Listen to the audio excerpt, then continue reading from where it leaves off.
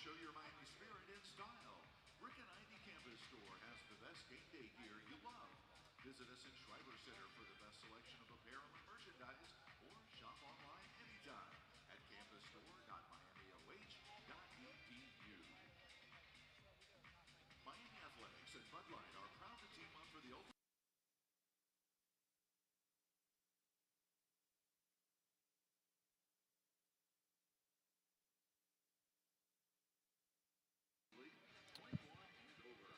Check, check, check, check. Yep, I can hear you. Can you hear me? Yep.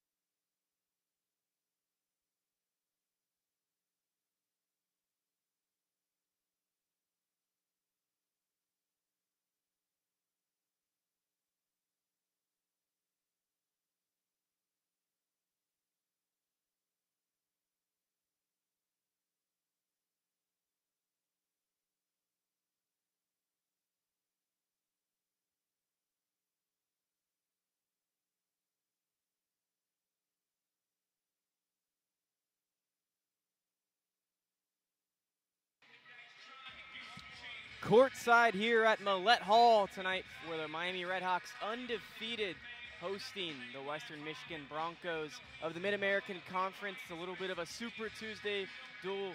I'm Gavin Stark alongside Bryan Millett, and we thank you so much for spending your Tuesday night with us here on RedHawk Radio. And Bryan, we were around for an exciting one on Saturday afternoon here inside Millett Hall, which was one of the most anticipated games throughout the entire season, and the build-up was worth it. Miami pulled off the big win, 76-73. But I think the biggest story came out of that one was probably the no bench scores. Yeah. I mean, an impressive, really stat right there. Me and you had talked about that off air. Just the team that's usually so deep, and that's where they thrive on. No bench scores and still put off a big victory. Yeah, Travis Steele always talks about how you want 9, 10 guys in your rotation. That's the amount of guys that you really need if you want to win the MAC championship, and that's what Miami has done all season leading up into that game, Gavin. Miami came into that game, or they're coming into tonight, I should say, 33rd in the country in bench points, averaging just above 30 points per game. But as you mentioned, 0 bench points in that game on Saturday against Akron, and they still got the win. It was a pretty incredible performance from the 5 starters. 100%. Almar Atlason, the name that's 0 points, who's the 6th man for this team. Travis Steele has considered him a 6th starter, really, for this team, especially now with the absence of Evan Epsaro for the rest of the season. We're going to step aside here for the national anthem, but when we come back, it's tip-off here at Millett Hall. Stick around, don't go anywhere. Game time coming up soon.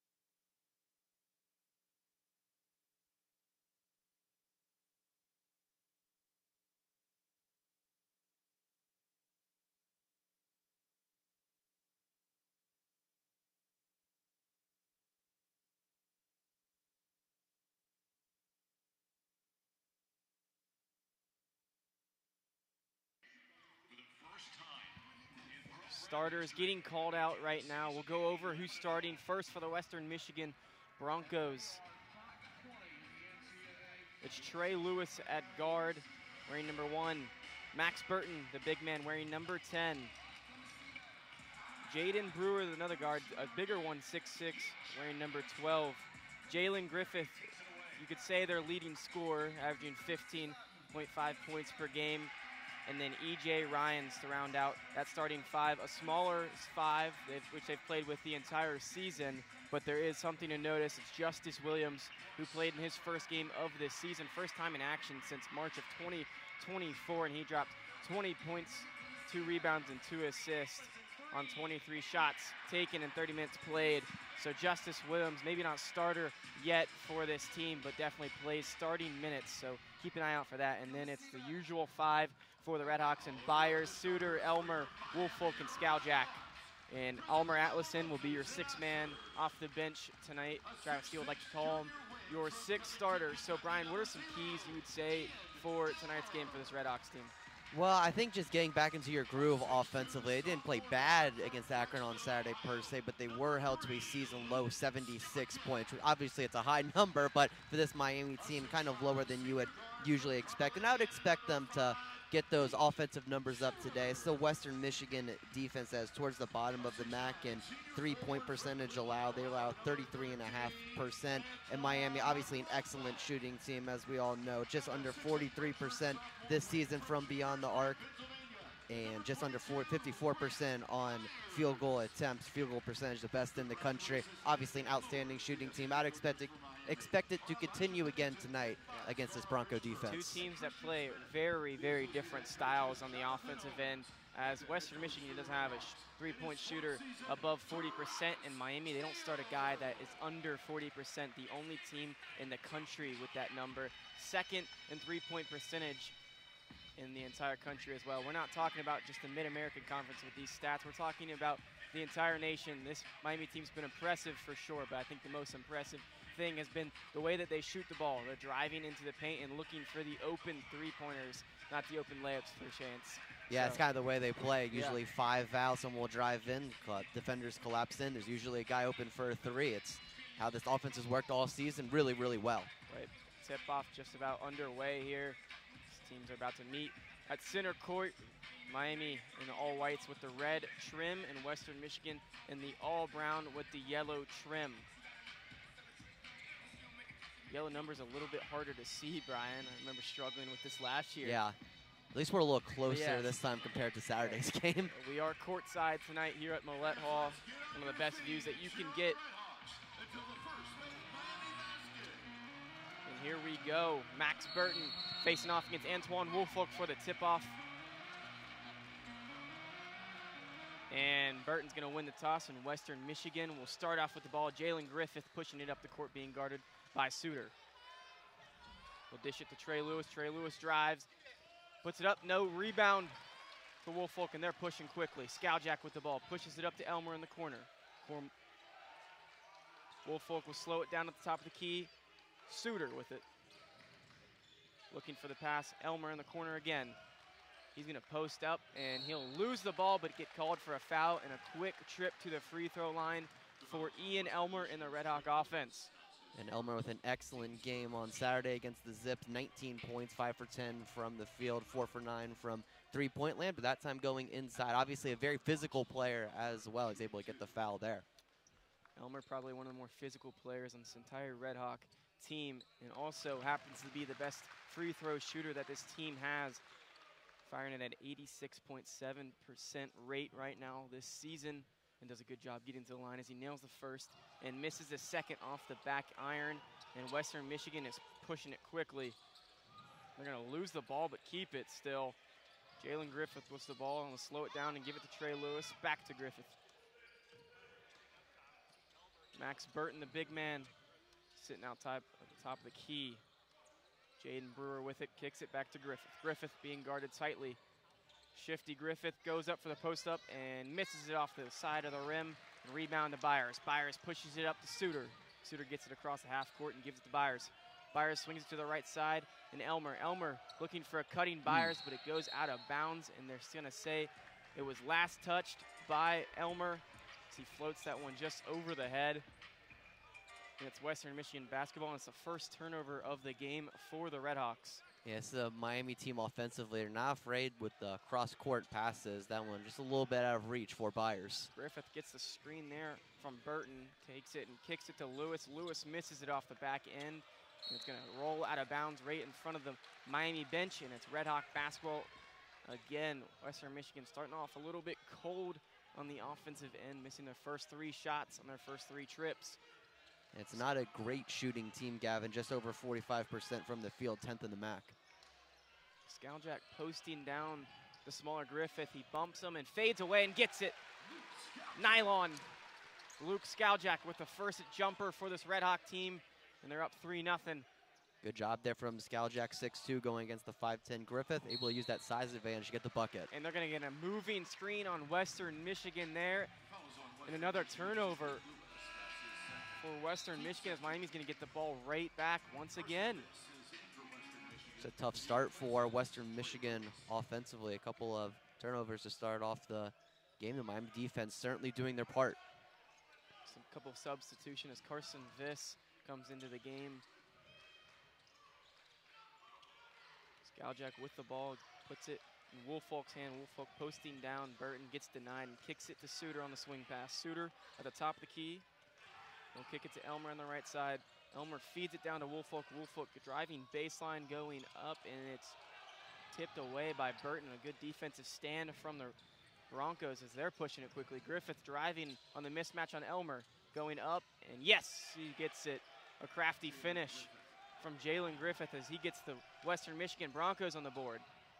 Very crafty finish, as you mentioned there, from Griffith. Smaller guard, but very, very quick. Absolutely. Suter with the ball in his hands, kicks it to Skowjak for 3. Good! Luke Skowjak with the 3. He hit a big one late in the second half that felt like the dagger on Saturday, and he nails that one from the top of the key. And the RedHawks are up 6-2 with Luke Skowjak's 5 of the first 6 points for this team, and it's a timeout for Western Michigan. Yeah, it's a great shot there for Luke Skowjak. If he's open at the top of the key, he should take it, and he did right there. A 40% three-point shooter coming into tonight's game, Gavin. If he's open with the ball, he should shoot it, just as he did right there, and a good start for Miami on O. Maybe not the dream start for the Miami offense, but defensively they looked like one of the better defensive starts for this team in the first 2.5 minutes of this one. It's a 30-second timeout is wrapped up here, and we're about to resume play. Justice Williams entering the game for this Western Michigan team. We talked about him pregame, the 6'4" senior out of Philadelphia, Pennsylvania. Started his career at LSU when Will Wade was the head coach, and then went to Robert Morris. Sat out last season. He had 20 points against Toledo in his first action this season. Williams has the ball right now, being guarded by Suter. And Williams with 23 field goal attempts in his first game back at Toledo. I would expect him to shoot the ball early and often here tonight. Williams still has the ball. He'll kick it to Viss. Viss kicks it back to Williams as Williams is looking for something. He kicked a turnover, a forced turnover by Luke Skowjak. He's pushing quickly. A good pass to Suter, but he's caught up. Suter gets it slowed down, and Skowjak for another 3. No, short off the left side of the iron, and it's a rebound. Quickly pushing is Jaden Brewer. He goes coast to coast for a 2-point layup from Brewer there as he flew down the court. Skowjak being guarded tightly by E.J. Ryans right now, but he gets it across the court. It's screened by Woolfolk. Step back 3 from Skowjak. Yes! A hot start for Luke Skowjak, as he's gone up to 7 points, 7 of the first 8 now. Skowjak 3 for 4 from the field, 1 for 2 on 3-point attempts, and the one that he missed was a very open shot. Great start for the lefty. 8-4, RedHawks lead. Western Michigan looking for something. Brewer shoots this one from 3, misses it hard off the left side of the rim, and a rebound to Skowjak. Skowjak pushing it up to Elmore. Elmore gets it across the court quickly and swings it to Byers. Byers kicks it to Skowjak as Skowjak slows things down at the top of the key and feeds it into Woolfolk. Woolfolk looking for Byers, and it hits off Byers' knees right there and rolls out of bounds, and we're going to head into a media timeout here as the RedHawks lead 8-4. Some defensive stops for the RedHawks have them in a comfortable start to this one. 15 minutes and 46 seconds left in the first half. RedHawks lead 8-4. Stick around, don't go anywhere. This action's just getting underway here at Millett Hall.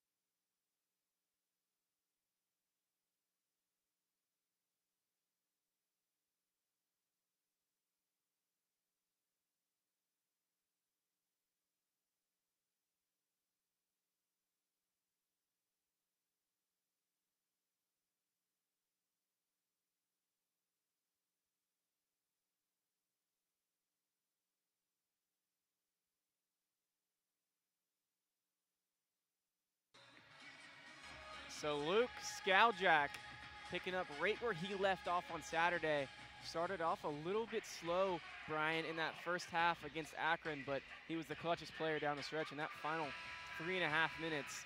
Luke Skaljak had the ball in his hands, and he put up some big-time shots. And like I said, picking up right where he left off. He's 3 for 4 from the field with 7 points quickly, and a rebound and a steal as well. Doing it on both ends of the court as we resume play here. Western Michigan with the ball. Sherrod Barnes in the game as he dribbles it down. Viss gets it, guarded by Almer Atlason, and gets it rattled out. Down and out, but they keep the ball off the offensive rebound, and it's back out to Williams. Williams rejects and gives it to Barnes. Barnes get back to Williams. Williams being guarded by Byers as he floats one up, and it's rattled out, and it's a rebound to Kirby, the freshman, who's entered the game as well. Him and Elmer Atlason in the game. Elmer pushing it down the floor, going baseline, kicking it. Skaljak to Byers. Byers for 3. Yes! A deep 3 from the top of the key for Brant Byers, and he's on the board. And the RedHawks with another 3-point dagger, and they're leading 11-4. Brant Byers having an outstanding start to this season, Gavin, averaging 15.4 points and 26 points last game against Akron. Very, very clutch player for the RedHawks this season. Williams with the ball. He goes for 3 off the screen and misses that one off the left side of the rim. Peterson with the rebound, though, misses that one. Back to Peterson again. Peterson takes it outside, loses the ball, and Ian Elmer comes up with the steal. Moving down the court quickly once again for the RedHawks. Elmer Atlason at the top of the key, screens for Skaljak. Skaljak feeds it into Atlason, but he loses the pass. And Western Michigan gets the ball off of another RedHawk turnover, and they're pushing it quickly again with Justice Williams. Williams hits it. Ryans goes up, contact, and he'll take the foul, but miss the jumper, and he's going to take a trip to the free throw line here. The chance at 2. E.J. Ryans, the 6'3" sophomore out of Grand Rapids, Michigan, averaging 7.2 points per game, 1.4 rebounds, and 2.1 assists. This is a 91% free throw shooter, so a guy you're definitely comfortable with at the line if you're Western Michigan. Yeah, absolutely. 10 for 11 on the year. This is the guy you'd want up if you're the Broncos. And he nails the first one, nothing but net. Suter back in the game for Skaljak. As long as Kyle Waltz, he'll take out Ian Elmer. It's now a 5 of Byers, Waltz, Kirby, Suter, and Atlason. Suter and Byers, the only 2 starters in right now for the RedHawks. Ryans nails them both just like expected. It's 11-6, Miami leads. Suter taking the ball down the court, being guarded tightly right now by Sherrod Barnes. And interestingly, no press being put on from Western Michigan to start off this game. That's something Miami has struggled with this season. Suter goes off the screen and drives, but loses the ball, and we've seen it time and time again quickly tonight. The RedHawks just losing the ball uncharacteristically right now. From the offensive end, just bad ball handling so far. Certainly a tough start, either bad ball handling or forcing passes in that just aren't open. Miami up to 5 turnovers so far. Not very characteristic of this Travis Steele-led team. Williams with the ball for the Broncos as he kicks that one to Barnes, the talented freshman, going baseline on Waltz. He'll kick it baseline, though. Viss for 3, misses it hard off the back rim, and a big rebound there from Kirby, the freshman, who has started to get a lot more playing time as we head into MAC play. Byers driving, kicks it to Suter. Suter fakes it. Kyle Waltz with the slam. A great cut there from the freshman Kyle Waltz, and he puts it down with 2. Just a great backdoor cut there from the freshman. Waltz didn't have a great game last game against Akron. Picked up a couple fouls early, but make a strong statement here tonight. Sherrod Barnes with the ball, being guarded tightly by Waltz. Waltz still guarding, makes him force a pickup, and he'll kid it to Justice Williams. Barnes fade away, misses, rebound, and it's good there from E.J. Ryans. He gets the offensive rebound on the weak side and is uncontested at the layup. 13-8 Miami leads, and we got an offensive foul on Peter Suter. They're going to call a charge. He gave a little bump there to Sherrod Barnes. Didn't seem like a whole lot, but they're going to call a charge. And it's Western Michigan ball looking to cut into this lead some more. Yeah, I didn't see a ton there either, Gavin, but another turnover for this Miami squad. They're up to 6 on the night. 6 turnovers last game. They had 16. So already on pace for well over that right now, as Burton has the top of the key right now and gives it to Griffith, who's back in the game. Griffith goes baseline and gives it to Williams. It's now Brewer going post hook, misses it, being guarded by Allison, but then Allison loses the ball off of a Viss coming from the backside, and it's a slam for Burton. Uncontested, another turnover for this Red Hawk team. Yeah, and it looked like Allison wanted a foul there on Western Michigan, but none was given. Waltz gives it to Robbins, the freshman duo. Robbins into the game, the 6'10" freshman, very talented. Allison from deep three, yes! Almore Allison, nothing but net there from the deep three on the right side. And he's on the board. Red Hawks lead 16-10 now. Allison, no points last game against Akron, but a 43% three-point shooter. Can't leave him cold for long. Griffith showing off his shiftiness on the offensive end for the Broncos. He almost puts Peter Suter in a spin cycle, but gives it up to Brewer. Brewer driving on Robbins. He'll kick it back to Viss. Viss goes driving on Waltz and puts it up for a contested two-point layup there. Miami up 16-12, but Western Michigan hanging around right now, Brian. Yeah, they are. They're taking advantage of the turnovers that you're creating defensively. Robbins for three. No. Misses that one short. Rebound, Western Michigan. Griffith showing off his speed and getting down the court quickly. He'll hit it to Viss. And Western Michigan rebounding the ball pretty well. Griffith gets it again. Back to Brewer. Brewer hits it to Williams for three. No. Short once again, and Williams has started off a little bit cold. The 20-point per game player for Western Michigan, off to a cold start for this Broncos team right now. Skowjak with the ball. He'll feed it to Almer Atlason. To Robbins at the top of the key, looking to set up the offense. Swinging around to Skowjak. He'll take the ball. Give it to Atlason. Atlason from another three. Misses it strongly, but a rebound to Tyler Robbins, and they're going to say he's fouled. Another media timeout here. RedHawks lead 16-12. Stick around. Don't go anywhere, as this game's just now starting to speed up here. 10 minutes and 44 seconds left in the first half. You're listening to Miami Men's Basketball on the Red Hawk Radio Network.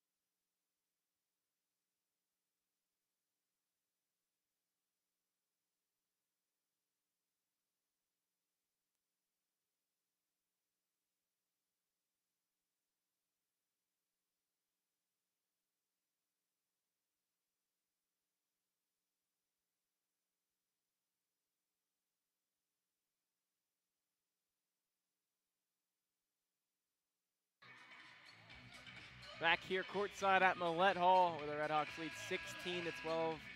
Right before that media timeout, Tyler Robbins was fouled as he was going up for the offensive rebound and came down with it. So RedHawks will have the ball at the baseline here. Skowjak will inbound it.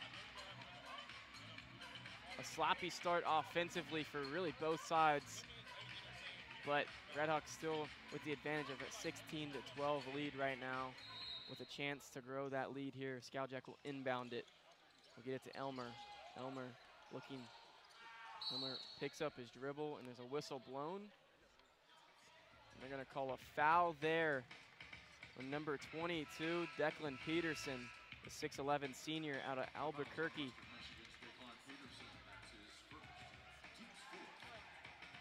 So another inbound pass at the baseline here for Luke Skaljak in this Miami offense. Skaljak will get it to Woolfolk, back to Skaljak right away. Corner three, misses it, tipped away, and they're going to call it Western Michigan ball. It's still a good look there for Luke Skaljak. It's an open three in the corner. You'll certainly take that if you're Travis Steele. It can't all go in, but as he mentions time and time again, water always finds its level. Jalen Griffith puts it up in the court and gives it to Brewer. Brewer gives it to Williams. Williams with it, gets it back to Brewer. Brewer back to Williams, to Griffith. The dynamic three on the offensive end, giving it to each other. Griffith gives it to Williams. Williams goes baseline. Brewer slams it and one on Antoine Woolfolk with authority.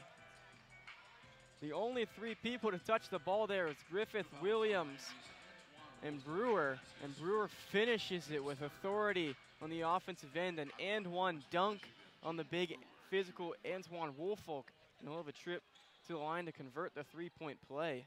Man, it's really good ball movement there from the Broncos. Really caught the Miami defense off guard.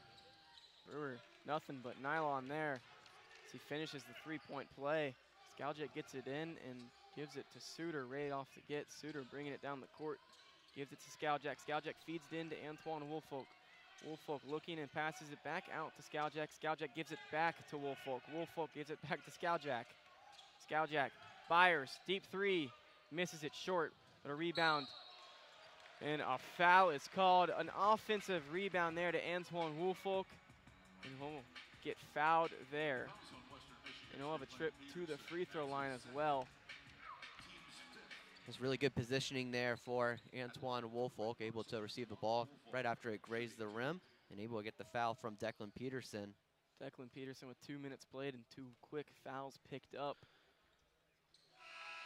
Woolfolk misses the first one off the back iron. And one thing to mention, Brian, about Antoine Woolfolk is his three-point shooting that has just came out of nowhere. You know, if this team is able to shoot the three-pointer from 1 to 5, it's almost unstoppable, and that's what they're being able to do as of recently. Woolfolk, as he makes the second one, has nailed 2 three-pointers in his last 2 games. So something to keep your eye out for, as he might be finding his jump shot during MAC play, and that's just the best time ever. Yeah, absolutely. It wasn't really a strength of his when he was at Rutgers, but he was able to improve on that here. It's just another weapon that you could have for Miami offensively. Western Michigan with the ball right now, and a foul is called on Ian Elmer. A reach in right there on Justice Williams.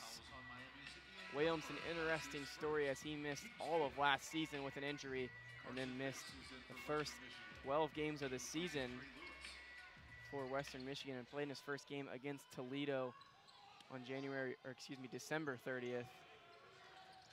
Now his second game for the Broncos. So he came off the bench, had 20 points, played 30 minutes. So we were thinking maybe he'll get to start tonight, but he's not. He's probably going to play more starter minutes once again.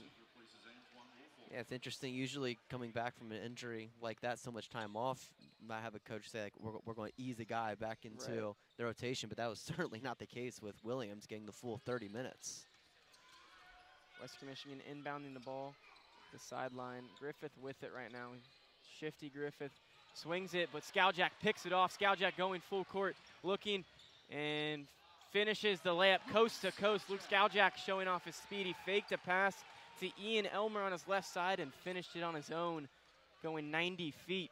It's a great play there for Skaljak. Had his hands up as he was receiving the ball from Griffiths, able to go coast to coast, and a nice reverse layup. Brewer spin move, drills it from the logo of the MAC right in front of the free throw line, and we're going back-to-back. Miami up 19-17, but the offense is really starting to click. Elmer Allison gets the feed off of the cut from Skaljak's pass, and he gets fouled there, and he's going to take a trip to the line. RedHawks doing a good job early getting to the free throw line. Yeah, they are so far 2 for 4 at the line so far today. I'd love to increase that percentage with Elmar Atlason. But just going back to Jalen Brewer, up to 7 points in tonight's game, 3 for 6 from the field. A really strong start for him this evening. Allison drills the first one, yeah. Jaden Brewer, the 6'6" senior out of Indianapolis, Indiana. He's averaging 13 points per game and 7.5 rebounds. So definitely some impressive numbers. Has struggled a little bit from the three-point line this season, 27.3% there. The transfer from FIU, a big rebounding guard usually that can score the ball as well. And he's showing off his scoring abilities quickly. And this one, Allison knocks down the second. He goes 2 for 2. RedHawks back up 21-17 with 8 minutes and 40 seconds left in the first half. Williams kicks it, corner to Barnes. Barnes misses it strong in the corner, and a rebound to Elmer.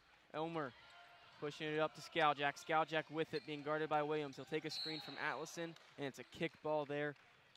Remaining Miami basketball. Skaljak trying to hit up Atlason at the three-point line, but foot got in the way, but Miami will keep the ball.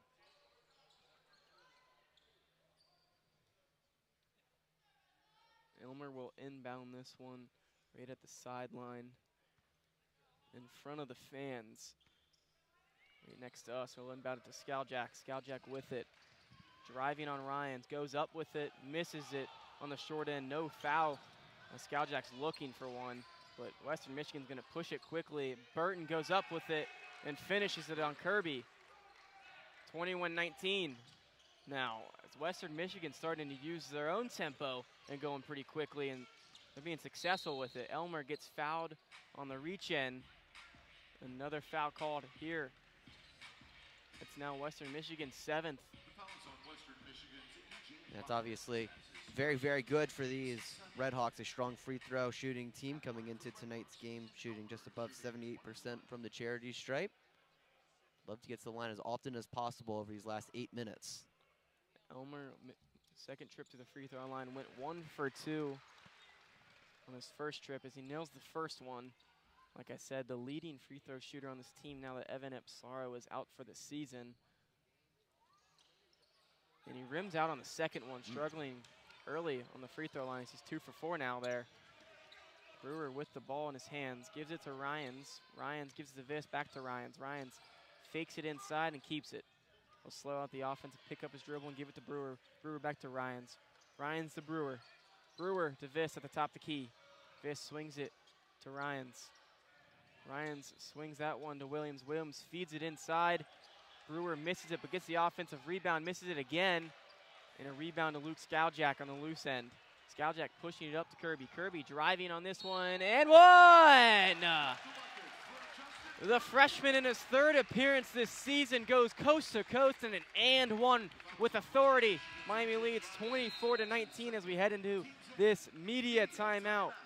Justin Kirby gonna look to convert the three-point play when we come back.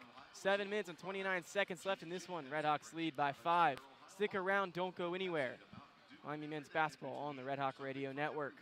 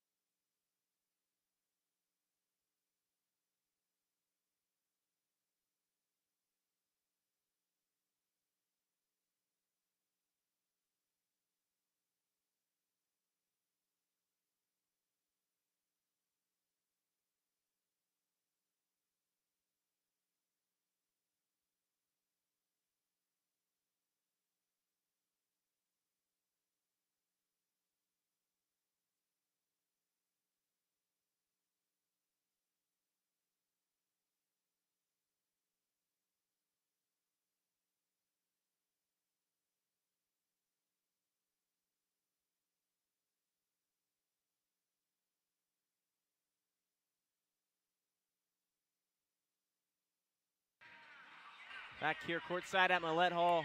Justin Kirby's going to look to convert the three-point play, and that is going to be huge for the confidence of this offense, Bryan, as things were looking a little bit sticky and slow for a Miami offense that's averaging a ton of points in quickly. They put it up in bunches, but had been slowed down by Western Michigan, and you could also say maybe the fouling that Western Michigan's doing is helping them. Yeah.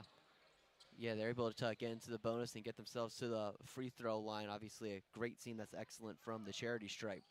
Kirby converts the three-point play, and that's huge for confidence in the freshman who's making his third appearance this season. Williams puts it up the court and gives it to Ryans. Ryan swings it back to Williams. Williams with it, being guarded tightly by the freshman Kirby. Speaking of freshman, Sherrod Barnes back in the game for Western Michigan as he's got the ball. Swings it to Williams. Williams double two-stop hop and gets fouled by Elmer Atlason. And does not make the shot, though, and he'll take a trip to the free throw line off the shooting foul on Elmer Atlason.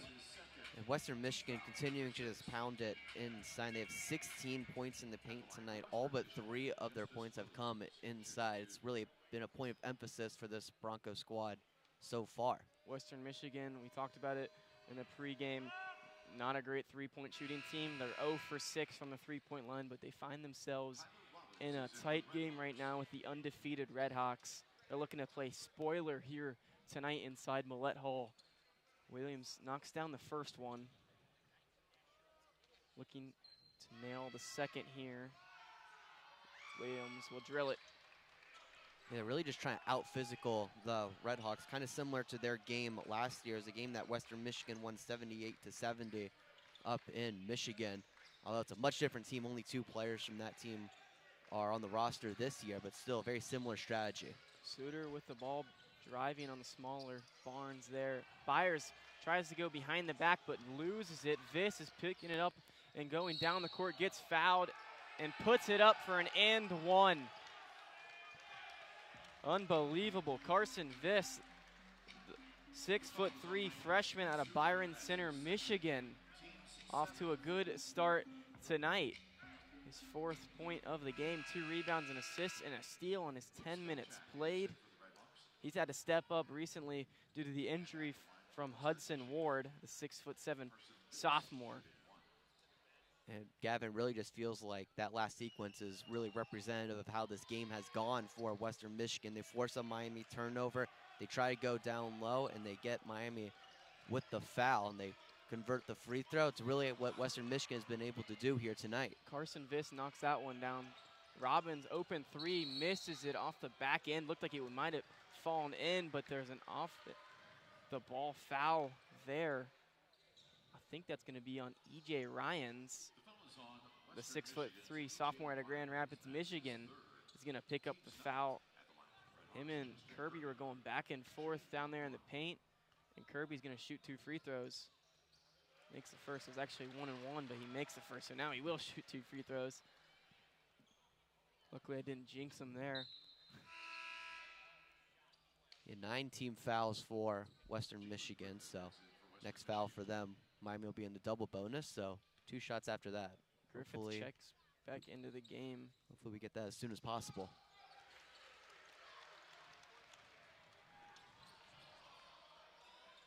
Kirby nails both of them. Miami leads 27-24. Western Michigan working their offense, feeds it in to Burton. Burton misses the first one, rejected by Robbins there.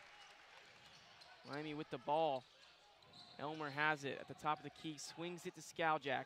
Skowjak looks it in and gives it to Robbins. Robbins kicks it weak side to Byers. Byers to Skowjak at the top of the key. Byers spin move on Viss, kicks it to Byers from the right side, 3, no good. Misses it off the right side, but Kirby's hustle, unbelievable. Deep 3 from Elmer, missed short side.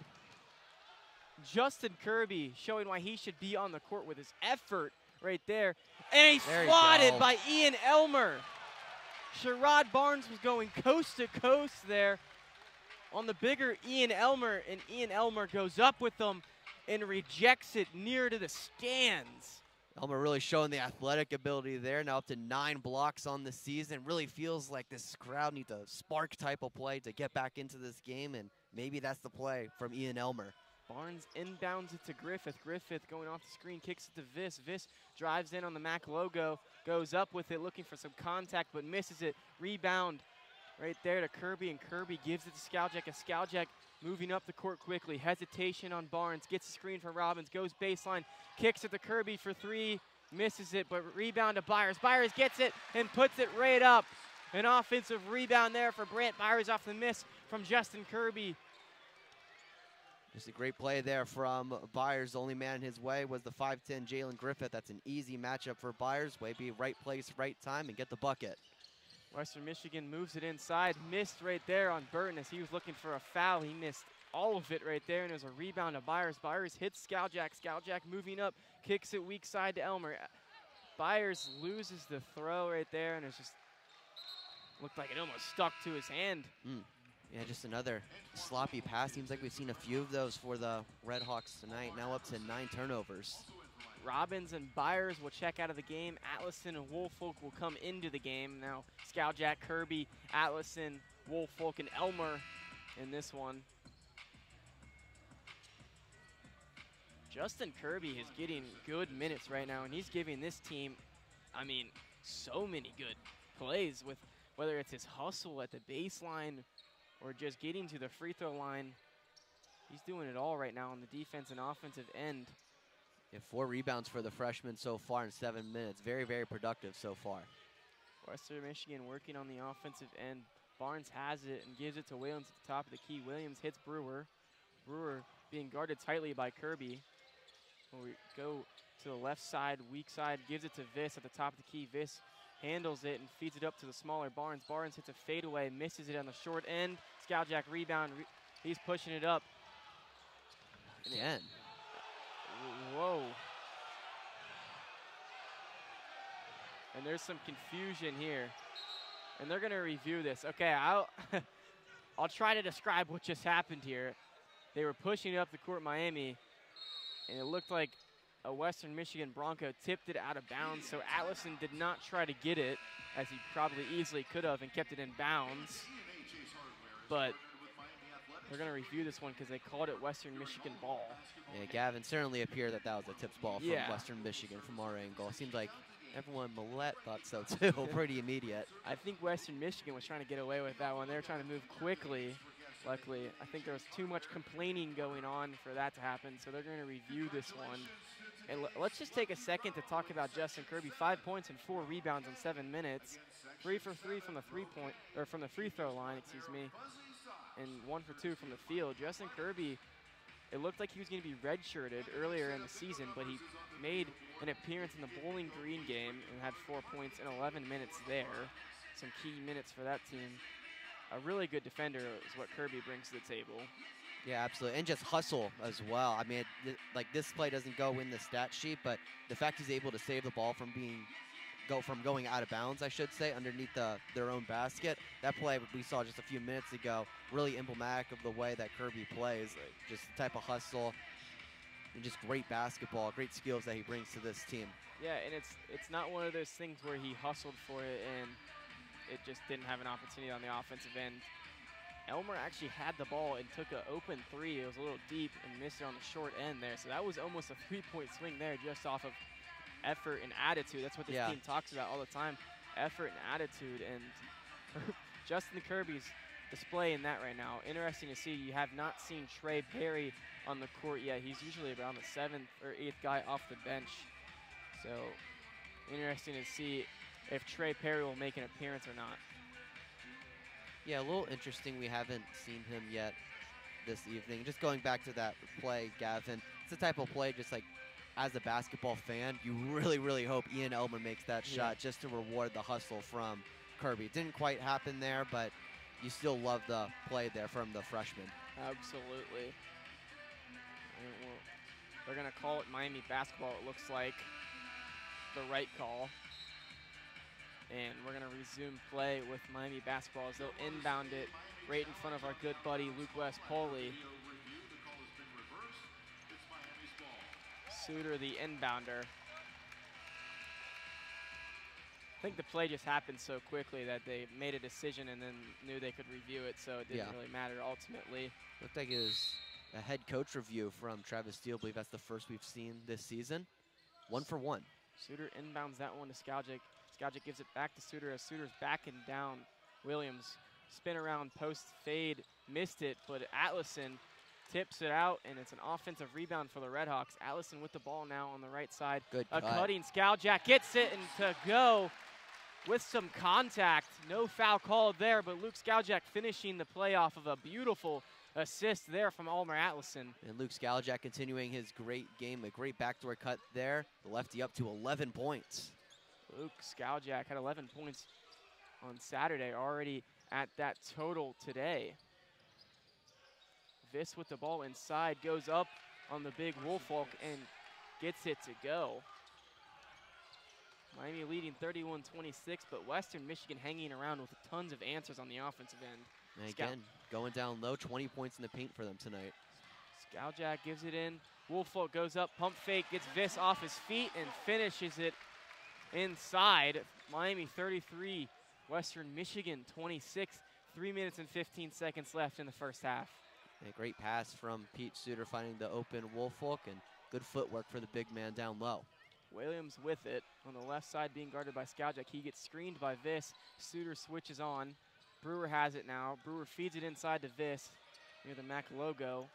Williams has it outside. Shot clock going down to the 5-second mark. Viss from 3 misses it on the short end. Elmer gets it. Elmer pushing it up the court, looking. He'll hit the Iceland men. Almer Atlason pump fake. Back out to Elmer for 3, misses it off the right end, and it goes out of bounds, and Western Michigan will get the ball back. A good look, though, from Ian Elmer in this Miami offense. Yeah, that's exactly what Travis Steele said. Kind of looked at him, nodded his head at Ian Elmer, said, good shot. Sometimes that happens, right? Get an open 3. They can't all go in. So, but you'll certainly appreciate the open looks if you're Travis Steele. Absolutely. As we have some substitutions, Kirby will check back into the game. Peter Suter out, and Kyle Waltz in as well for Elmer Atlason. So 2 freshmen come in for a junior and a senior. That's just showing the depth and young talent that this team has. Western Michigan with it. A shot there from Griffith, and he nails it from 3. The first 3-point basket for this Western Michigan team in the ballgame. They're now 1 for 8 from 3. And they're still only down by 4. You'd think Western Michigan can heat up just a little bit from beyond the arc. This could be a really, really interesting second half. Skowjic gets a screen from Woolfolk and kicks it to Woolfolk at the 3-point line, and Woolfolk stutters, and it's a travel. Another turnover for this Miami team. Just kind of a slap in the face, really. Travis Steele a little aggravated, as he should be, with the just unnecessary turnovers that are happening in this one, keeping Western Michigan really right in this one. Burton has the ball. Williams will swing around and take it. He'll kick it to Griffith. Griffith from the same spot he nailed the last 3, gives it up to Williams. Williams pulls up from the free throw line elbow and nails it. It's a 2-point ball game now. Skowjic pushes up the court.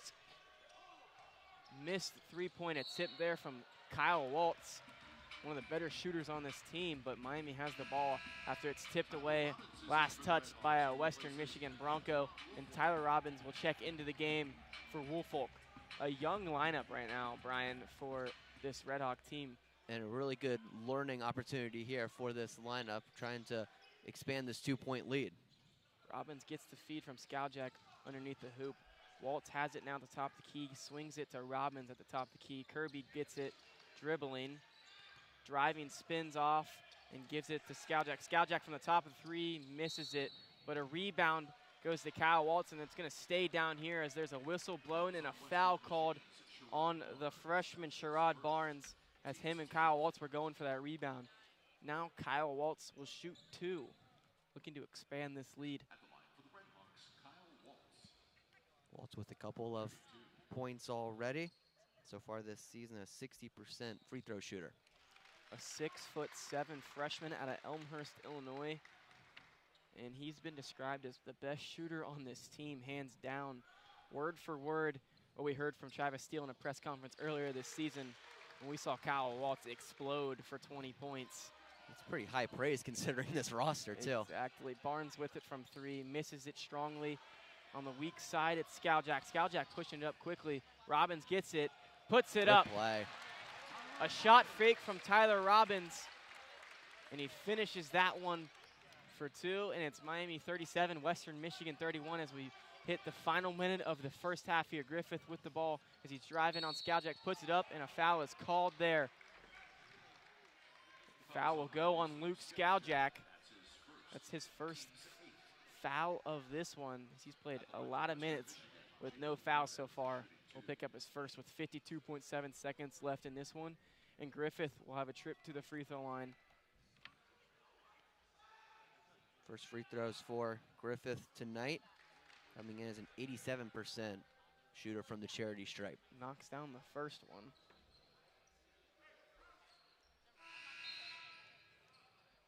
Pete Suter and Ian Elmer are in for the RedHawks.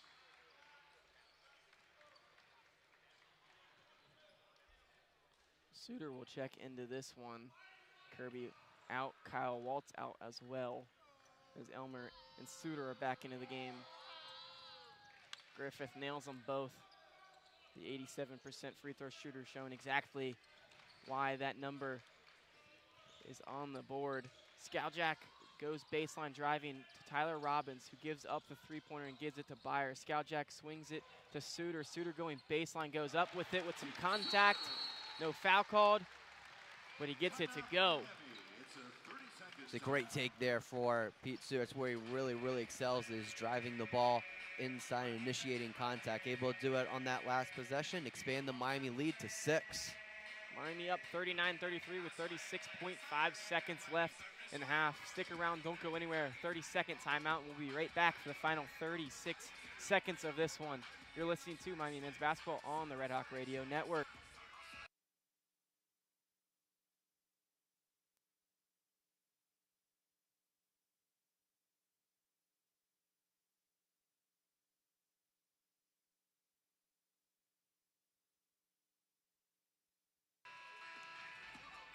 Back here at Millett Hall for the final 36 seconds. In the first half, Miami leads 39-33 right now. They're looking to expand that lead as we head close into the halftime. Western Michigan putting up a real fight as they have slowed this Miami offense down. Trey Lewis back into the game. He'll inbound it to Jalen Griffith. Griffith gives it to Williams. Lewis gets the feed, hits Burton off of a good set right out of timeout, and Western Michigan gets it to go off of Burton's finish on Tyler Robbins. Skowjak getting guarded tightly at full court by Griffith, but he gets it across the court in 15 seconds left here. Skowjak slowing it down, waiting for the play to start here. 10 seconds left. 9, 8, 7. Gets a screen from Robbins. Skowjak still with it. Skowjak looking. Robbins with 3 seconds remaining from the top of the key. Misses it strongly. And rebound to Kirby, but Kirby not able to get off a shot in time, and that's going to be it for the first half. RedHawks 39, Western Michigan 35. A competitive duel in the first half where Western Michigan gave Miami everything that they have and a little bit more, maybe you could even say, Bryan. But Miami still leading in the half, and there's sloppy when it came to turnovers with the RedHawks. Right now sitting at 10 turnovers, Western Michigan only 4, so makes sense why they're in this one. Yeah, it's really the way Western Michigan has kept this game competitive, is turning Miami over. As you mentioned, 10 turnovers for the RedHawks today. And Western Michigan doing a good job of protecting the basketball themselves. They only have 4 turnovers that have held Miami to just 3 3-pointers out of 16 attempts in half number 1. A slow start for Miami. Offensively, more turnovers, more sloppiness than you would like. Have to improve on that in the second half. On a high note, Luke Skowjak with 11 points, 5 for 9 from the field, 4 rebounds, 4 assists, and 3 steals on 18 minutes. And he's not a big part of the turnover issue either. For a guy who is handling the ball most of the time between him and Suter, he only has 1 turnover on all 18 minutes played. An impressive first half from the sophomore Luke Skowjak. Where he struggled in that first half against Akron Saturday, he had done the complete opposite in this first half. Just really impressive and has been the bright spot for this team. The only person in double figures in this game. So we'll go over some stats real quick before we take a break. Elmer 2 points, Wolfolk 3, Byers 5, Scoutjack 11, Suter 2, Atlason 5, Robbins 2, Kyle Waltz 4, Justin Kirby 5. Everyone that's played for the RedHawks has put up some points. Burton with 6, Brewer with 7, Griffith 7, Ryans 4, and Williams 4, and Viss with 7. So a competitive first half, like we said. Miami leads 39-35. We'll be back with the second half in about 10 minutes here at Millett Hall. Stick around, don't go anywhere. An exciting second half awaits here inside Millett Hall. RedHawks looking to keep their perfect record on the line.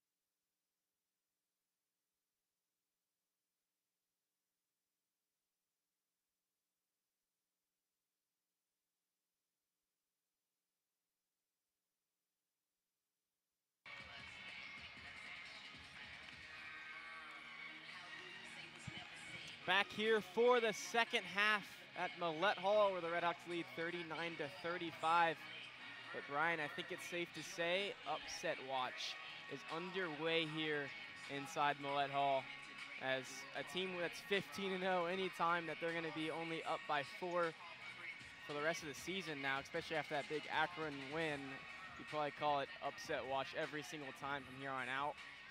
But I wouldn't start worrying quite yet.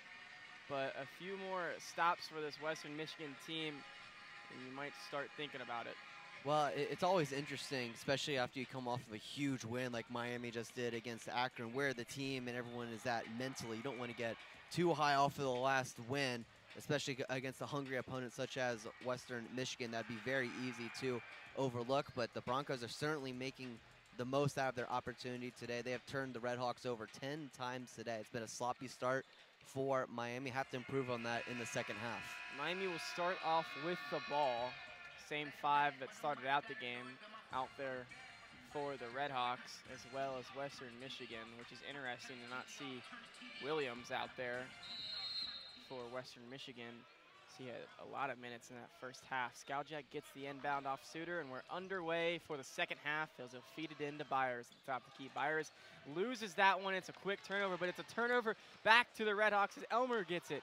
Elmer on the floor, loses the ball, staying Miami basketball. Well, quite a chaotic start the first 15 seconds of this second half. Saw like 3 or 4 turnovers on that last sequence. My goodness. All right, let's restart here. Elmer inbounds it right next to the Miami bench to Skowjak. Skowjak gets a screen at the top of the key from Suter, holds it and gives it to Suter at the top of the key. Suter at the free throw line backing down Barnes, and it missed opportunity there. Excuse me, he's backing down Griffith. Griffith now with the ball speeding down the court with his speed. Gets around, sailed the three-point line, swings it to Lewis. Lewis with the ball, hesitation, gives it back to Griffith. Griffith gets a screen, but he's trapped at the baseline, almost throws it back court, but Lewis gathers it and gives it to Brewer. Brewer has the ball and gets a screen from Burton. We'll feed it to Lewis in the corner. Lewis fires from 3, swishes it. Nothing but net. And now Western Michigan within 1 quickly here, 39-38. Skowjak with the ball, being guarded by Griffith. Swings it to Woolfolk. Woolfolk gives it to Suter. Suter from deep 3, misses it short end. And now Western Michigan pushing it. Brewer pushes it all the way down to Griffith. Griffith nails it, and Western Michigan has their first lead of the ball game. 41-39 now. 2 threes for Western Michigan quickly. They only had 1 in the first half. Yeah, we mentioned late in the first half, Gavin, that if Western Michigan just get a little bit hotter behind the arc, things get really, really interesting, and so far that is the case. And Skowjak almost turns it over again, and then there's a foul on the floor. The Suter is tripped up there by Griffith. Griffith will pick up his 3rd foul of the game, something to keep an eye out for, as he has 10 points right now, and he's 3 for 4 from the field. And he's also 2 for 2 from the 3. Yeah, the leading scorer today for Western Michigan. Skowjak at the baseline, inbounds it to Elmer. Elmer at the corner right in front of the Miami bench, swings it to Byers at the top of the key. Back to Elmer, right side wing.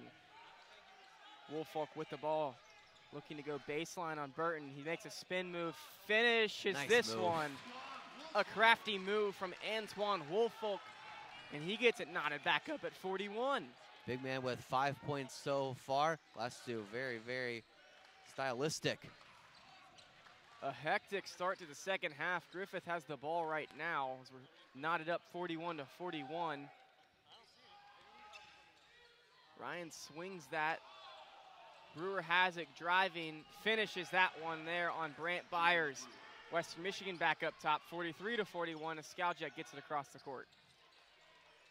Seems like a very important possession here for Miami. Suter got a screen there from Woolfolk and was tugged by the jersey by E.J. Ryans, and he'll pick up a foul and then will get subbed out as Burton will come in for him. And Burton will come out as well as Williams and Peterson check into the ballgame. Elmer 4 fouls now for Ryans. Elmer inbounds that ball, swings it to Suter. Suter has it and gives it back to Elmer. Elmer looking to go baseline, spin move, misses the shot though. Almost finished a highlight reel play, but Western Michigan pushes it up the floor, gets a foul there on Antoine Woolfolk, who had his back turned. And Brewer's going to shoot 2 at the free throw line to look to grow this lead. And the inside-out approach for Western Michigan continuing here in the second half, just pounding it inside in the paint, able to get the 3rd foul on Woolfolk. Western Michigan has came out fast and firing on all cylinders. Brewer misses the first one on the short end. Homer Allison checks in for Woolfolk, who just picked up that foul, his 3rd of the night. Not much foul trouble for the RedHawks right now, but Woolfolk with 3.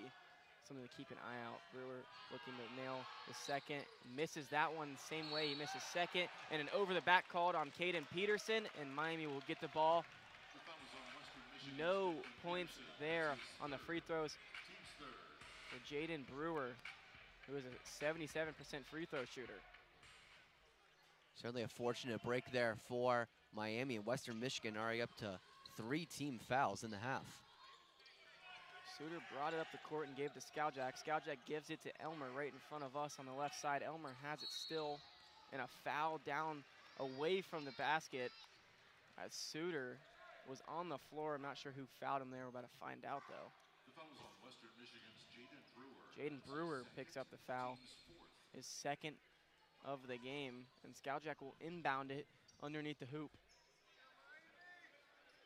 You got to think you need something here, Brian. Sure feels that way.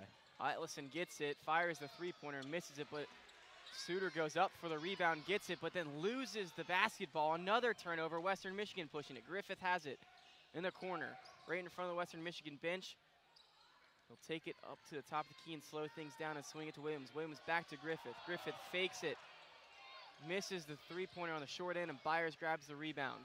Suter taking it down a little bit slower.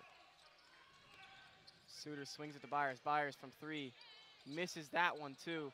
Elmer looking for the rebound, and he does not come up with it. And last touch, they're going to say by Ian Elmer, and Western Michigan will get the ball right back.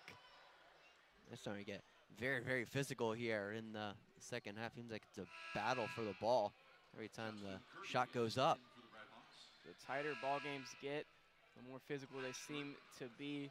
It was the thing that happened on Saturday, and it's the trend happening once again here tonight as Miami's in a dogfight right now, down 43-41 on a Western Michigan team who's looking to play spoiler tonight on this Super Tuesday. Griffith gets it across the court, and Lewis has it now, being guarded tightly by Suter on the outside perimeter. Burton gets it, swings it to Griffith. Griffith pump fake on Kirby, swings it to Williams. Williams fires deep 3 from Griffith, misses that one strong. Allison comes up with a big rebound. Suter, they have numbers. Kirby with it, goes up, gets fouled. Kirby ran the floor and comes up beneficial. He goes up for the layup and gets fouled. And he'll take a trip to the free throw line and shoot 2. A great jump stop there for the freshman Kirby, able to retain himself, not get his body out of control, able to get the foul, and that's the 4th foul on Griffith. And Kirby nails that one. He's now 4 for 4 from the free throw line today. His 3rd trip of the night. It has a similar feel to the game against Akron, Gavin, in the sense of how often Miami is going to be able to get to the free throw line. They shot 30 free throws against the Zips. So far they have 15. But with Western Michigan already having 5 team fouls, not even 4 minutes into the second half, they should be able to get to the charity stripe pretty often. And Kirby connects with the second one as well to tie things up at 43. Williams driving on Elmer, misses it, and Byers goes up for the rebound and gets it. Kirby gets it pushed up. Suter has it now in the corner. He'll give it to Allison. Allison fires it back to Suter, and Suter at the top of the key swings it to Allison on the pick and roll, but it hits off Allison's shoulder, and it's another turnover. Viss running the court. Steal from behind from Justin Kirby. Suter comes up with it. Suter fires it to Byers. Byers fakes it from 3, kicks it to Allison in the far side corner. Bang! Elmer Allison, nothing but nylon, and he takes the lead 46-43. RedHawks back on top with 15 minutes remaining. And it's going to force Western Michigan to call timeout here. 15 minutes and 13 seconds remaining in the second half. Western Michigan had tons of momentum, but the final minute or so, Miami has taken over once again in the lead by 3. Just a great last possession there for the RedHawks. A great pass from Brant Byers, able to drive it inside and kick it out for an open 3. That's what Miami really, really excels at on offense. 92% of their three-pointers this season are assisted, including that last one, and a big-time shot here in the second half. Omar Allison with the big-time 3 to take the lead. Can he make some more down the stretch? Stick around and find out. You're listening to Miami Men's Basketball on the Red Hawk Radio Network.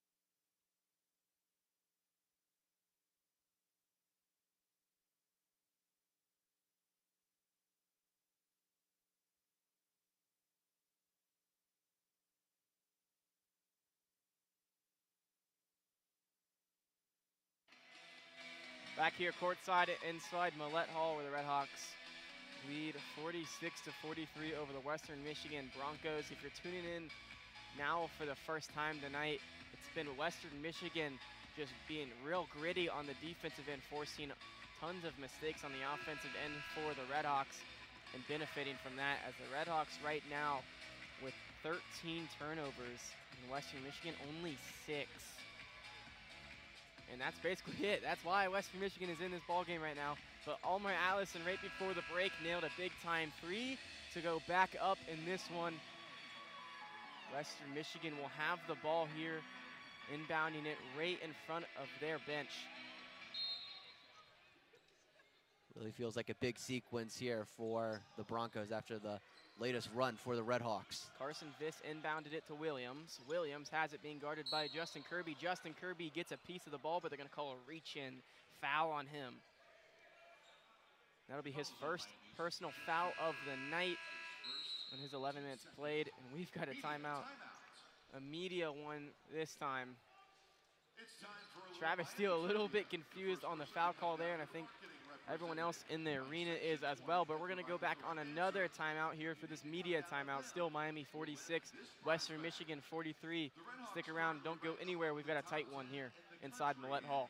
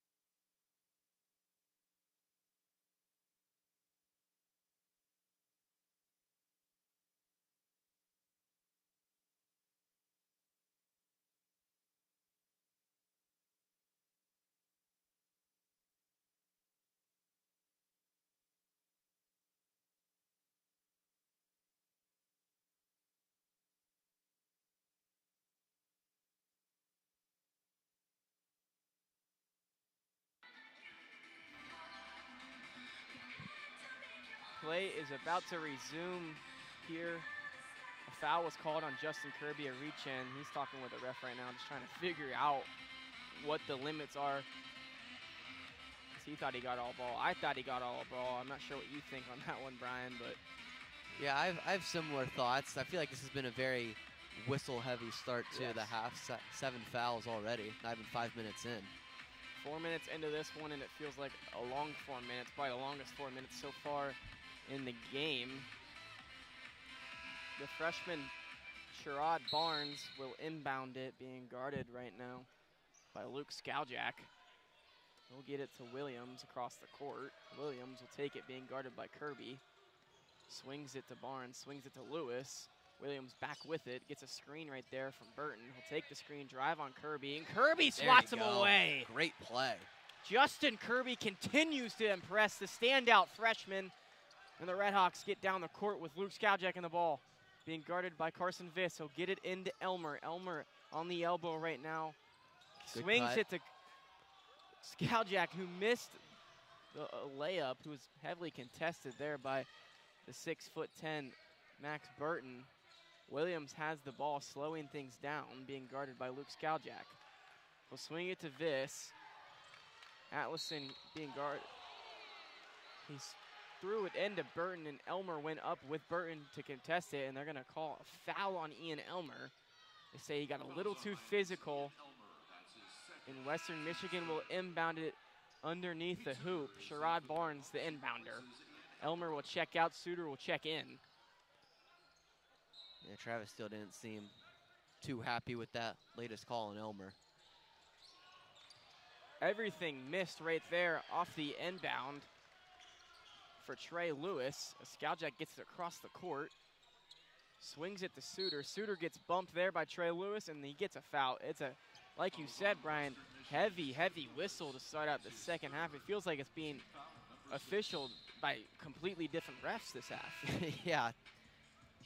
We've seen that kind of often so far this year. It feels like a common trend where you see a lot more fouls called the first 5 or 10 minutes or so of the second half. But I guess the good thing for Miami is that they're one more foul away from being in the bonus. Kirby inbounds it to Skaljak. Skaljak feeds it to Suter, and a physical drive by Peter Suter, and he gets it to go.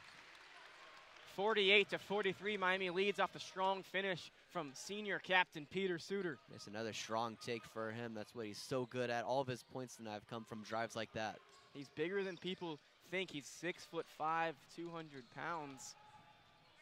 Carson Viss was thinking about shooting it there from the three-point line, but he gives it up to Griffith. Barnes has it now, being guarded by Skaljak, an elite defender. Barnes gets screen from Burton and puts it up on Elmer Atlason for the finish. A tough finish for Sherrod Barnes. He gets it to go. Miami 48, Western Michigan 45. Skaljak being guarded by Griffith. He gets across the court. Griffith tips it. Skaljak's got to get back on defense quickly. Sherrod Barnes goes up with it, but it's swatted away from Peter Suter. There you go. And then a foul. Luke Skaljak had the ball and was tripped up there by Griffith, and they're going to call a foul. And now Luke Skaljak's going to take a trip to the free throw line. And if it's on Griffith, that's his 5th. Unbelievable. 13 minutes and 13 seconds left, and maybe just the best player on Western Michigan is out the rest of the game. Yeah, the leading scorer so far for the Broncos. Quite a gamble from the head coach, Dwayne Stevens, to leave Griffith in the game with 4 fouls with just over 13 minutes left. And does he realize he's out? It didn't appear that way. Unreal. He's now finding out on the bench, and you don't see that often. No, that's just really bad awareness. I don't think he goes on the ground for that if he realizes that. Skaljak misses that one short on the front iron, and Viss comes up with a rebound. No dice for Miami at the free throw line here. Barnes has the ball. You're going to need to see a lot more out of him. It's a double dribble, though, off of the trap from Elmer Atlason and Peter Suter right in front of the scorer's table, and it's a turnover, and Miami's going to have the ball right back. You're going to need to see a lot more out of Sherrod Barnes the rest of the game, as Jalen Griffith, the 5'10" junior out of Chicago, is out for the rest of the game. Yeah, certainly a A lot of Broncos going to have to step up the last few Suter minutes. gets it. Allison! Woo! Allison! Unbelievable! I can't believe that! What a slam for Elmar Atlason. I didn't know he had those kinds of hops. Wow. He posterizes Max Burton. I'm still stunned. Peter Suter comes up with a rebound. They're pushing quickly. Back to Elmar Atlason. Atlason for the transition three. Misses it on the strong end. He would have brought the roof down. Suter comes up with the rebound. Skowjak feeds it to Atlason. Atlason with it. Spin move. Yeah, why not? Elmar Atlason gets takeover. How about Elmar Atlason? It feels like the crowd really needs something to get riled up in a game like this, and Elmar Atlason has brought it. My goodness. 52-45, RedHawks lead loudly. Williams drives and gets called for the foul on Justin Kirby. We're going to head into a media timeout. We're all going to catch our breaths from what just went down here inside Millett Hall. Authority by Elmar Atlason. A statement. Unbelievable. Miami leads 52-45. Stick around, don't go anywhere. It's getting exciting here in Millett Hall.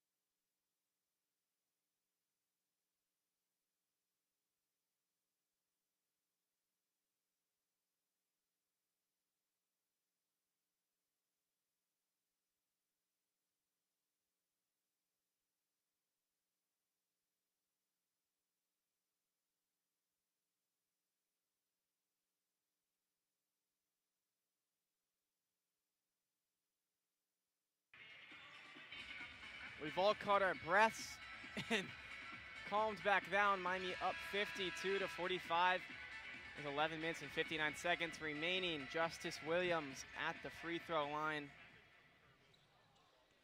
for Western Michigan. Kind of a slow start for Williams tonight after getting 20 points in his debut at Toledo.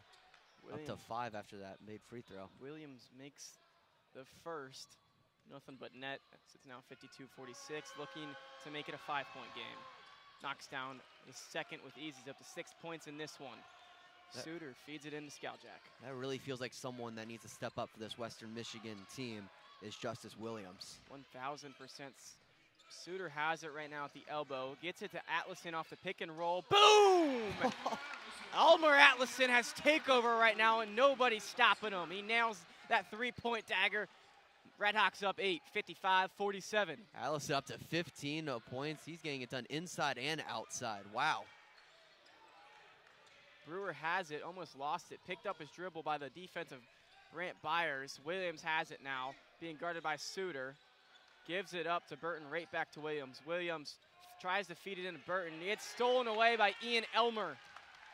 Elmer now pushing it up the floor. Elmer showcasing his speed. Elmer goes up and gets fouled. Almost finishes it. But he'll have a trip to the free throw line and a chance to knock down 2 free throws and expand this lead to a double-digit lead. There's a strong take there for Ian Elmer. Obviously, I'd love to see that go in, but obviously he's an outstanding free throw shooter, so you'll take the result anyway if you're Travis Steele. Elmer, an 86.7% free throw shooter as he knocks down the first one. Has struggled a little bit at the line tonight, but he's able to finish that one. He's now 3 for 5 from the free throw line. Elmer not having the night that he had on Saturday afternoon here, but still putting together quality minutes right now. He's got 21 minutes, 4 points as he converts on the second free throw as well now.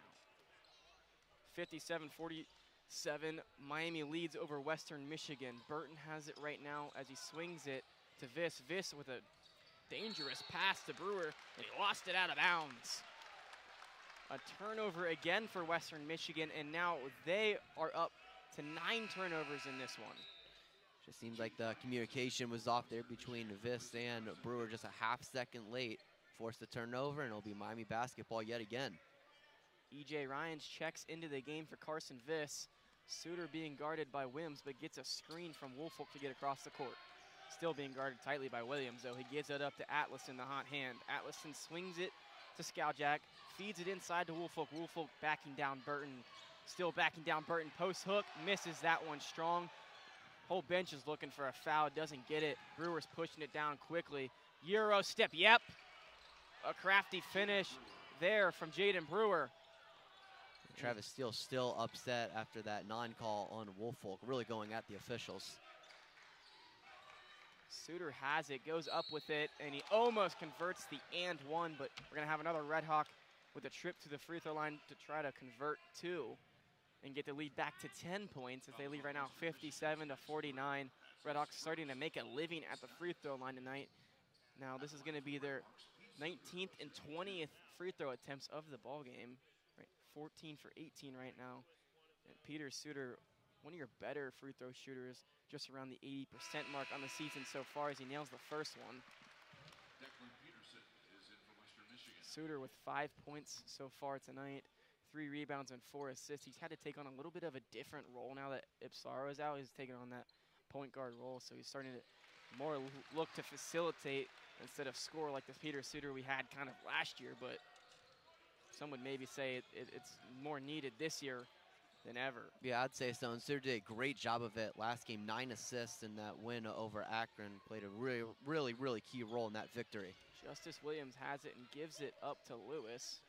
Trey Lewis with the ball, swings it there to Ryans. E.J. Ryans picks it up, gives it to Williams. Williams being tightly guarded by Suter, goes baseline and looked to finish the and one, but foul on the floor, and once again, we're gonna have a trip to the free throw line for a player. This time it's Justice Williams for the Western Michigan Broncos.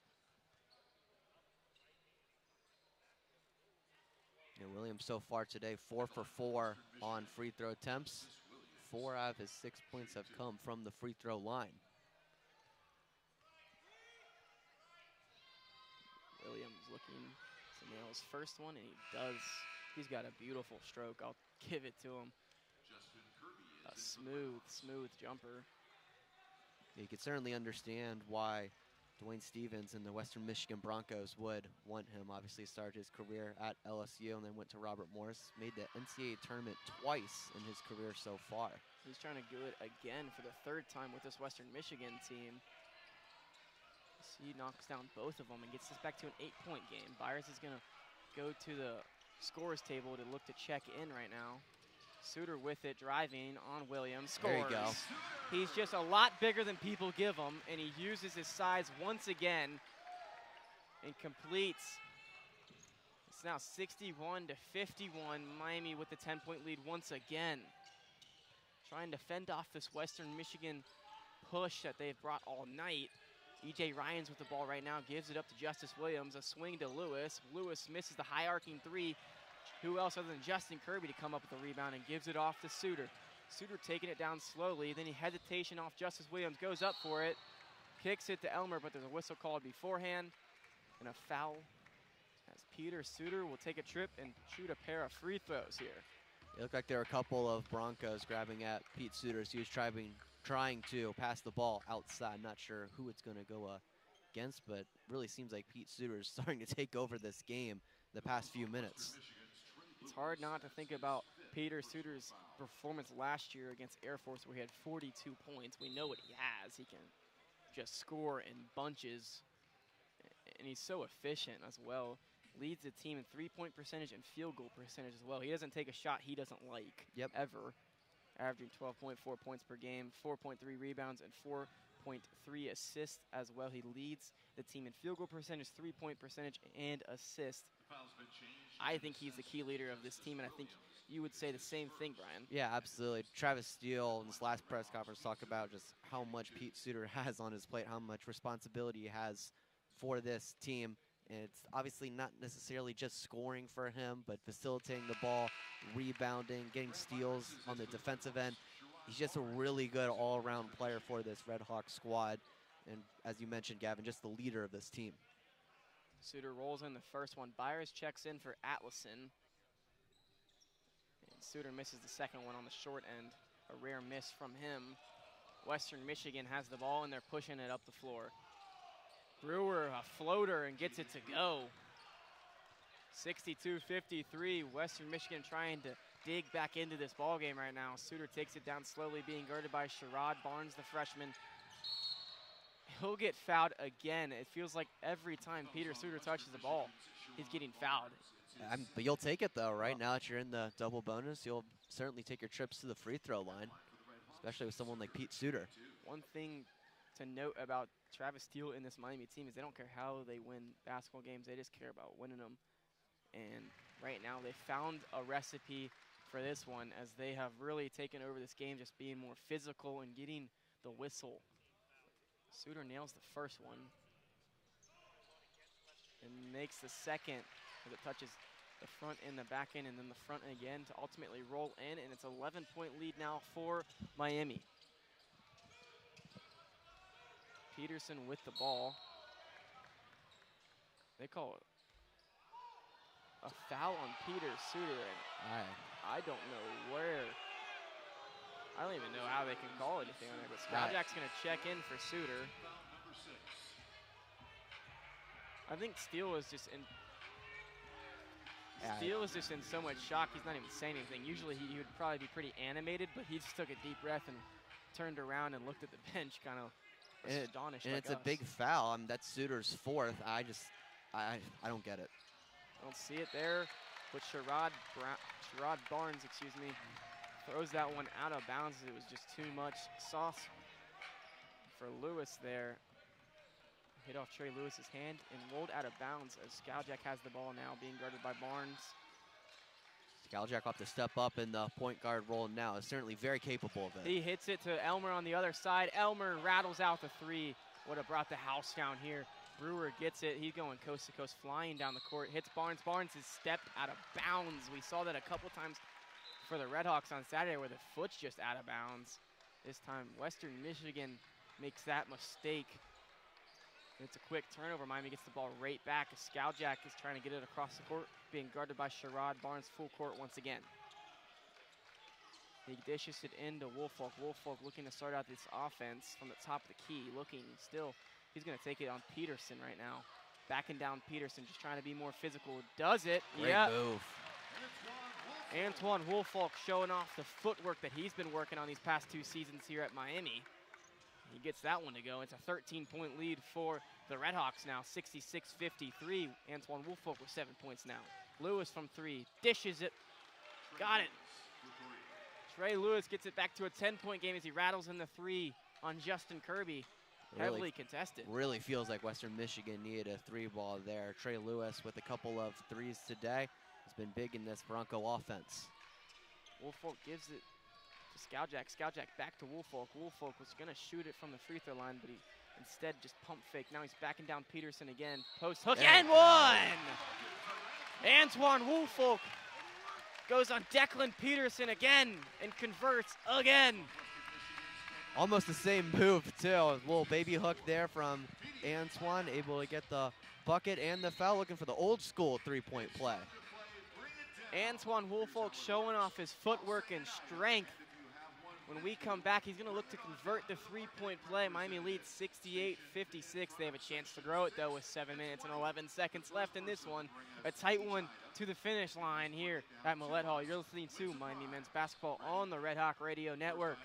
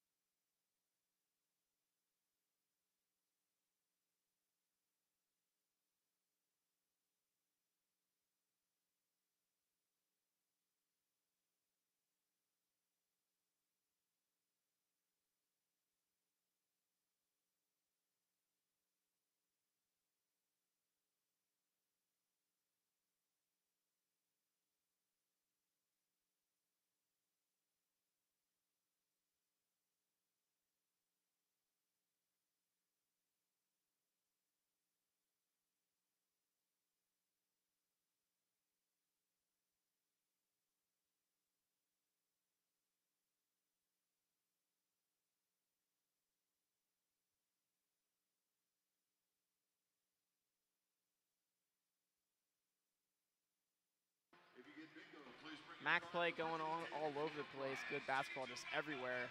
And when you want to talk about good basketball, the MAC is bringing that this year. On this Super Tuesday especially, we've got some big ones. Ryan's going to highlight those real quick as we resume play here. Yeah, Eastern Michigan up big on Ball State, 69-40 win. Just under 4 minutes left there. Akron Zips looking to rebound off of the loss Saturday against these RedHawks. They're up 73-57 over Central Michigan. Toledo up 29-20 over NIU. In the game of the night in the MAC, Bowling Green up 71-69 over Kent State. Just under 8.5 minutes to go there. Should be a good finish. And the Ohio Bobcats beating the UMass Minutemen 86-83. UMass 0-4 in conference play. Woolfolk converts the three-point play. Western Michigan has it now, and Woolfolk picks up a foul after he converts the three-point play. Now he picks up a foul. Jaden Brewer will take a trip to the free throw line, the transfer from FIU. A rebounding guard with lots of size, has had to step up in different ways. Tonight he's got 13 points, 8 rebounds, and 3 assists. I feel like he sneakily just gets these rebounds too. He has, and he had a very good pump fake there to get Antoine Woolfolk off of his feet and force the foul. That's his 4th, so now Woolfolk and Suter both with 4 fouls for Miami. Some foul trouble stirring up on both ends. As of course, Jalen Griffith is out the rest of the game for Western Michigan, and Woolfolk and Suter both have 4 fouls. Trey Lewis with 4, and Ryans as well with 4. Brewer misses that one on the left end. Allison picks up the rebound and gives it to Skowjak.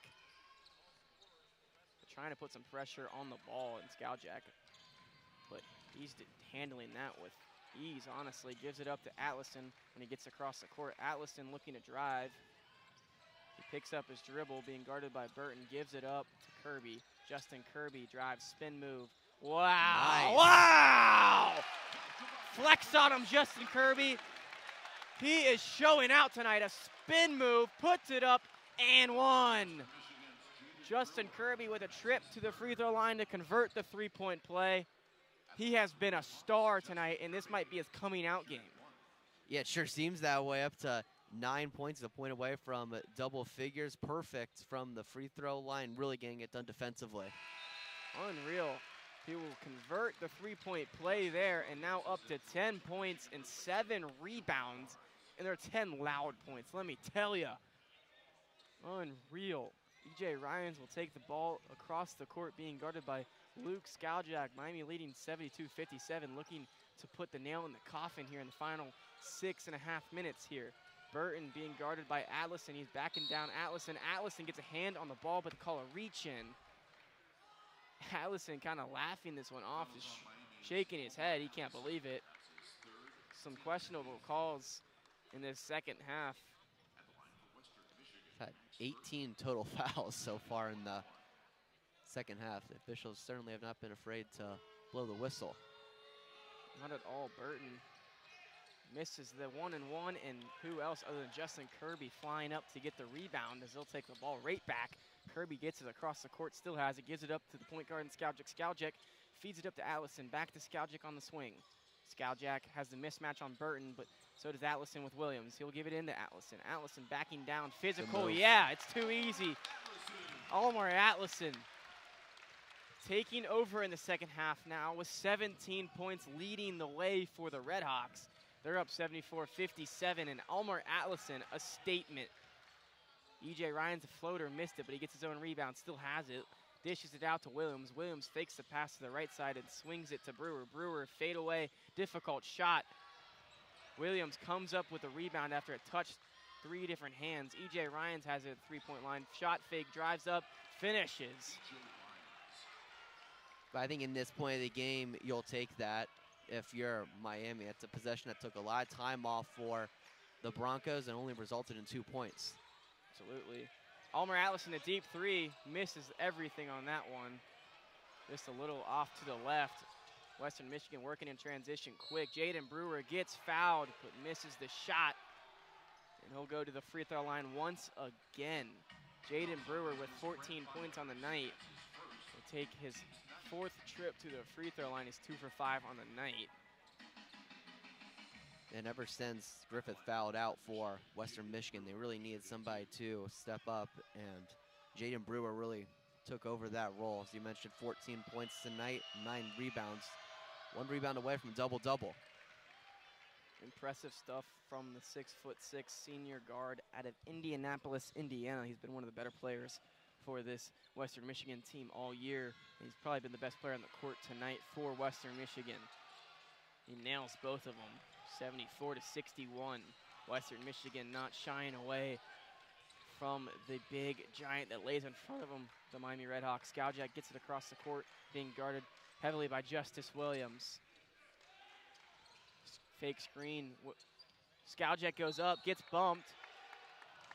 Almost got the continuation. It probably would have counted if it went in, but it rattled out, and he'll go to the free throw line. A good shot fake from Luke Skaljak got Williams off his feet and grabbed some contact. Just a great move there for Luke Skaljak, able to get the defender off of his feet. Very excellently done. Skaljak, an 82% free throw shooter. First one up. Rattles out just like the shot he just missed. Just unlucky. You don't see that often from the lefty Luke Skaljak. Has one of the better strokes in all of college basketball. The lefty makes the second. Like you said, Bryan, a really good shooter. The 82% free throw shooter goes and 1 and 2. As Williams drives baseline, goes up with it and misses just about everything. Elmer moving quickly, goes up, coast to coast, 90 feet. Lays it in. Ian Elmer speeds down the court, goes coast to coast, and gets the finish. Great take there for Elmer, once again showing off the athletic ability, up to 6 points tonight. 77-61, Burton goes up and finishes on Almar Atlason. Western Michigan continues to answer, but they need to get some stops if they want to have a chance late down the stretch here with 4 minutes left here. Allison dishes it to Kirby. Kirby almost loses it, but contains it. Gives it back to Allison. Allison pump fakes on the 3-point line. He's driving baseline on Burton now. Spin move. Going up and under and almost converts the N1, but gets the whistle blown. And he'll go to the free throw line. I don't think I've seen this many fouls in a half ever. Yeah, sure.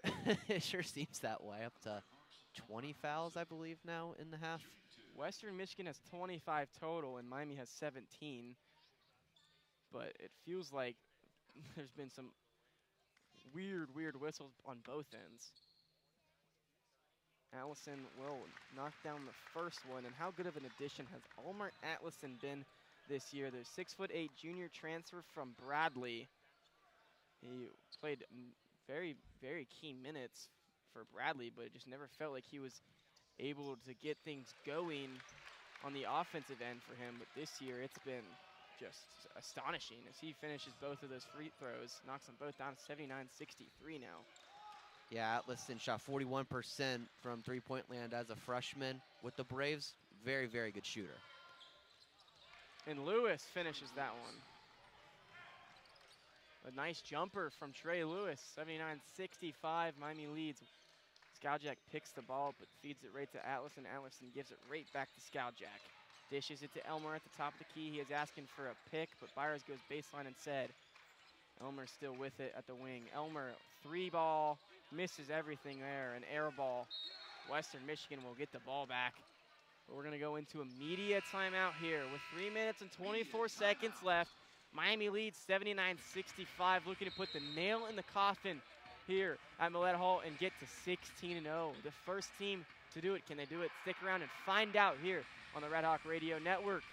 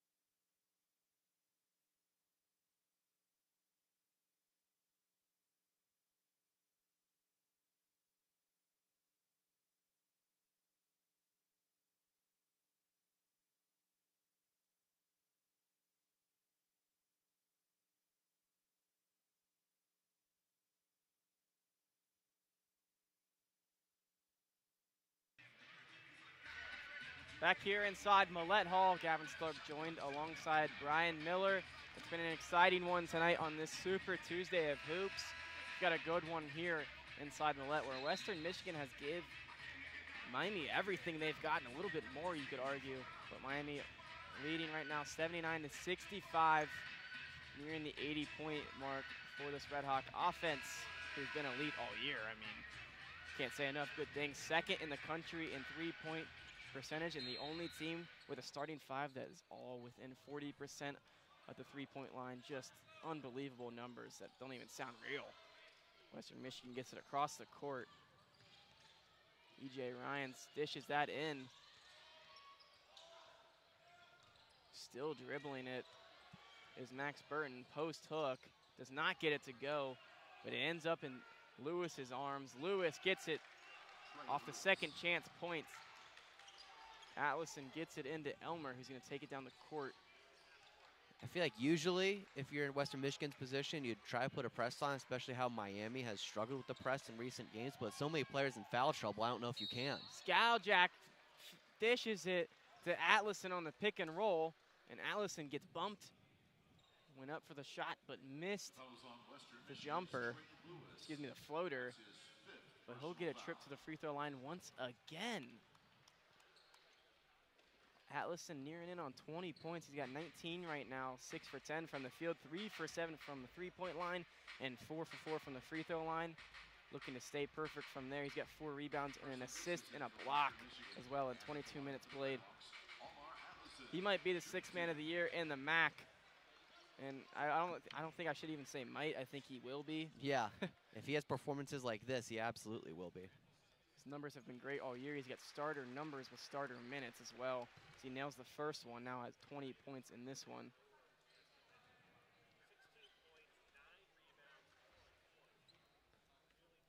Allison for the second. He's got 21 now. He connects with both of those. And still, it probably isn't even his most impressive performance. He had 26 at Ball State, so this isn't even that much of a surprise coming from Allison. Brewer drives on Byers, gets bumped, and I think they just are blowing everything every time now. It's at this point, it's getting out of hand. It seems like any type of contact that's made, the whistle's being blown. But honestly, I think that goes in Miami's advantage, obviously with them having the lead, but with how well they've been shooting from the free throw line, 26 for 32 today. Brewer nails the first one, nothing but net there. I do want to notice real quick that Western Michigan now has 2 players fouled out. It was first Griffith and now Trey Lewis as well. 2 starters out just like that. And they have 3 more with 4 fouls with Brewer, Ryans, and Peterson. Brewer misses the second. 81-68. Elmer with the ball across the court, gives it to Suter at the top of the key, gets a screen from Allison, pick and roll style. Allison kicks it back out to Elmer though. Elmer driving, yep, a wide open lane. Ian Elmer goes in football style with the ball and finishes it. 83-68, Miami leads with 2 minutes remaining in this one, and they're trying to close out, and they can taste the victory at hand. 16-0 on the horizon. Justice Williams driving, gets bumped, and finishes it. And one with the continuation. Are you a fan of the continuation, Brian, or no?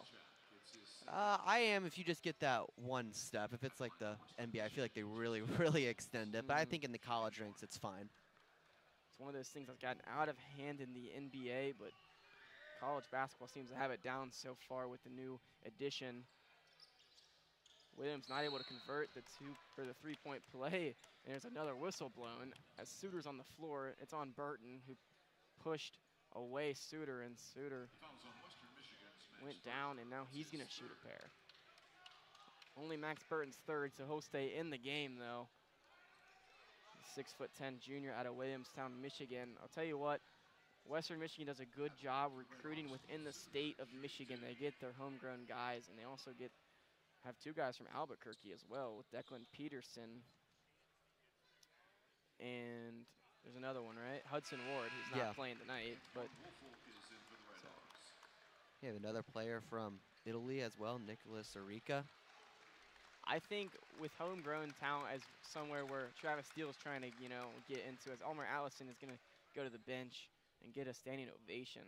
Well, he deserves. Suter misses the second strong. Made the first, 84-70, but I think Travis Steele is trying to get some more homegrown talent. He's got one with Trey Perry, who's been a good freshman for this team. He's out tonight. Able to finish off of a spin move finish. Suter fires it up to Elmer, gets it right across the court with ease, beating that press. Yeah, it was really the first time we saw press from Western Michigan tonight. It wasn't really all that strong, and Miami able to pick it up. Gives the screen, and now he's got a mismatched Suter with Max Burton way outside, but Suter in no rush with a 12-point lead. As the clock's starting to wind down. 7 seconds remaining on the shot clock, now 5.